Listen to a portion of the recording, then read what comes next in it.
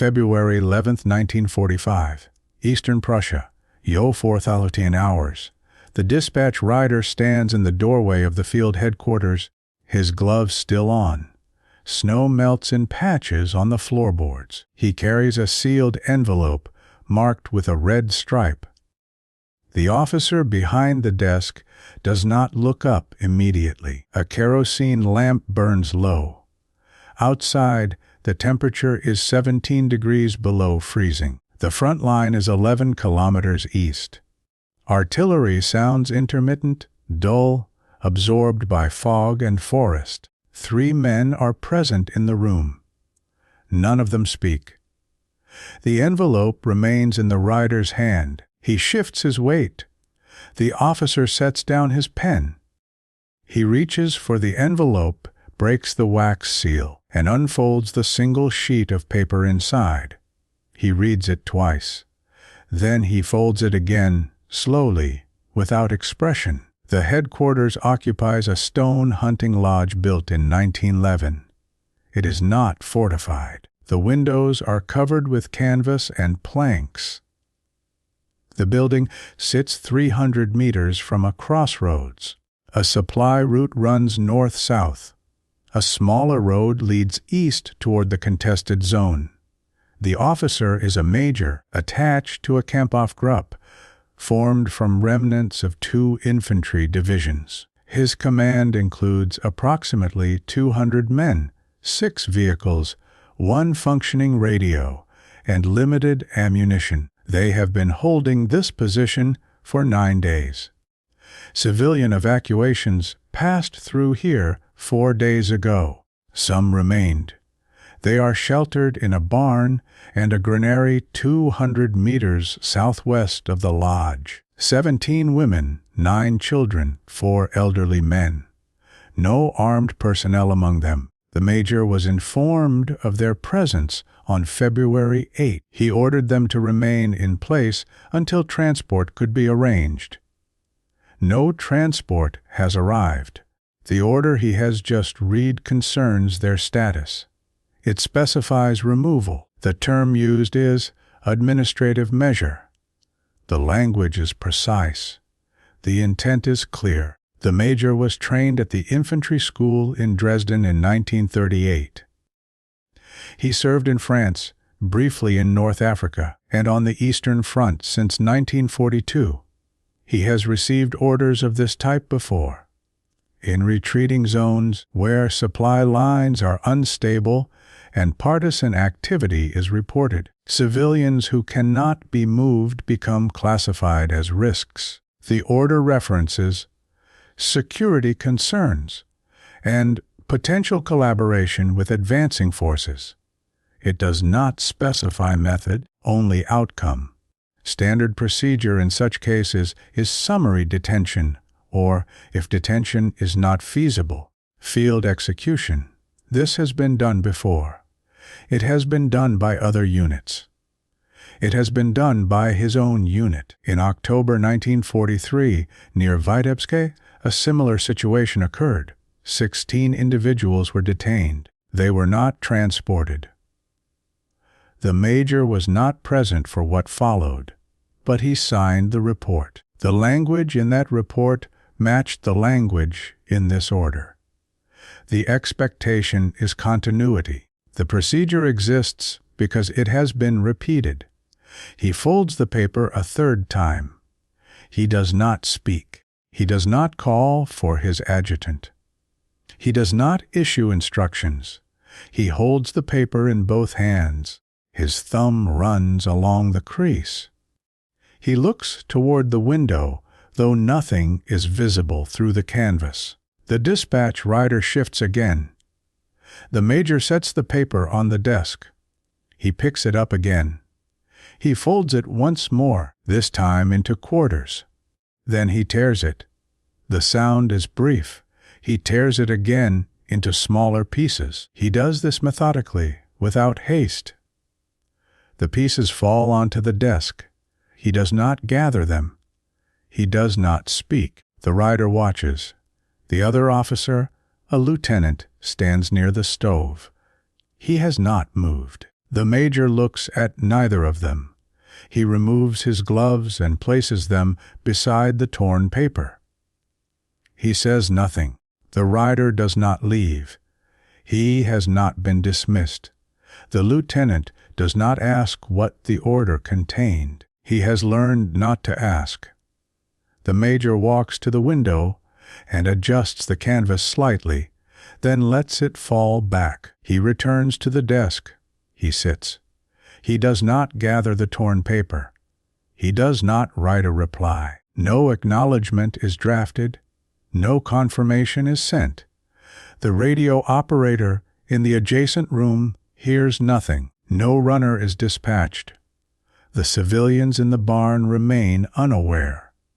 They wake, as they have for 4 mornings, uncertain but undisturbed. A woman boils water over a small fire. A child sleeps against a grain sack. Time passes. The major drinks cold coffee from a tin cup. He opens a map, studies it, closes it again. The rider finally asks if there is a reply. The major shakes his head. The rider leaves. The lieutenant remains. He does not ask. The major does not explain. No justification is recorded. No statement is made. What can be inferred is limited. The major had the authority. He had the means. 2 squads were available. Ammunition was scarce but sufficient for this. The location was isolated. The weather was poor. Visibility was low. The action would not have been observed. It would not have been questioned. Orders of this nature were not reviewed. Compliance was assumed. Non-compliance carried consequences, but only if reported. The dispatch rider would not report. He delivered messages. He did not interpret them. The lieutenant would not report. He had served under the major for 11 months. He had seen orders ignored before, though never destroyed. What distinguishes this moment is not morality. It is not conscience. It is not sentiment. It is operational judgment. The civilians posed no tactical risk. They had no weapons. They had no communication. They were not moving. The line was collapsing. The unit would withdraw within days, possibly hours. The action would consume time, personnel, and attention. It would yield no advantage. It would create disposal complications. It would require a report, even a brief one. The major did not want to write that report. He did not want to allocate men. He did not want the noise. He tore the order because it was unnecessary. That is all. The torn paper remains on the desk until the evening of February 12. A clerk sweeps the room and disposes of it with other refuse. No one asks what it was. The civilians in the barn are told nothing. On February 13, a supply truck arrives with fuel and 2 crates of medical supplies. The driver mentions that evacuation transports are operating again near Königsberg. The major instructs the lieutenant to arrange passage for the civilians on the next available vehicle heading west. On February 14, they are loaded into a covered truck. They are not told where they are going. They are not told what nearly happened. They leave before dawn. The truck departs without incident. The major does not watch it go. By February 16, the Kampfgruppe receives orders to withdraw. They move northwest, abandoning the lodge. The structure is shelled 2 days later by advancing Soviet artillery. It burns completely. No records are left behind. The major carries no written log. His adjutant keeps a partial journal, but it contains no entry for February 11. The radio logs show routine traffic only. No after-action report mentions the order. No inquiry is made. The dispatch rider delivers other messages to other officers. He does not remember this one. The lieutenant survives the war. He is captured in April 1945 and held in a Palb camp in Belgium until 1947. He is interviewed twice by Allied officers conducting war crimes investigations. He is asked about orders, about civilians, about procedures. He mentions nothing about February 11. He does not lie. He simply does not remember it as significant. The major is killed on March 3, 1945, during a rearguard action near Danzig. He is struck by shrapnel from a mortar round. He dies within minutes. His body is buried in a mass grave. His personal effects are lost. No letters, no diary, no written account survives. The 17 women, 9 children, and 4 elderly men are dispersed after reaching a refugee center near Stettin. Some continue west. Some are separated. Some are never accounted for. None of them know what did not happen. None of them know an order existed. They remember the cold. They remember the barn. They do not remember being saved because they did not know they were in danger. In 1953, a former Wehrmacht clerk is interviewed by a researcher compiling records of the February 1945 retreat. He recalls the lodge, the crossroads, the confusion. He does not recall any civilians. In 1961, a woman living in Hamburg is contacted by a displaced persons tracing service. She is asked if she remembers a barn near a hunting lodge in February 1945. She says yes. She remembers a German officer who barely spoke. She remembers leaving in a truck.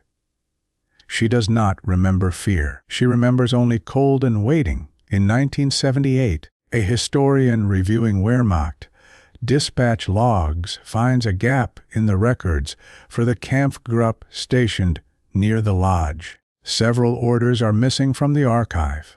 No explanation is provided. The gap is noted in a footnote. In 1989, the lieutenant dies in Stuttgart. His children find no wartime papers among his belongings. He spoke little of the war. When asked, he said only that he was fortunate. He did not elaborate. The lodge no longer exists. The crossroads is now part of a regional road network in Poland. The barn was demolished in 1957. The granary collapsed in the 1970s. No marker indicates what occurred there. No monument records what did not occur. The torn order was burned or buried with other waste. Its original issuer is unknown. The archive that held the dispatch logs was damaged in 1945 and partially reconstructed later. Many documents were lost. This one is simply absent. The major's name appears on a casualty list dated March 1945. No further details are recorded. The 17 women, 9 children, and 4 elderly men left no collective testimony. They moved on. Some lived long lives. Some did not. None of them knew. The silence is complete. The outcome was survival.